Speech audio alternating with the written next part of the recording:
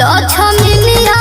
कह के राजा जी बोलावेले मलकिनिया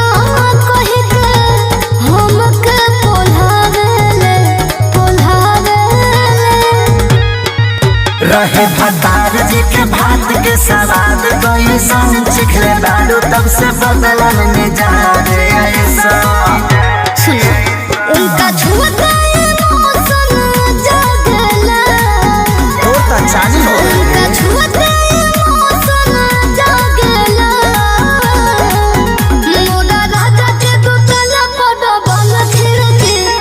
झूरू झूरू लागला मोरा राजा के दुतला पड़ बल खिड़की हवा झूरू झूरू लागला अनिल मगन बाड़ू।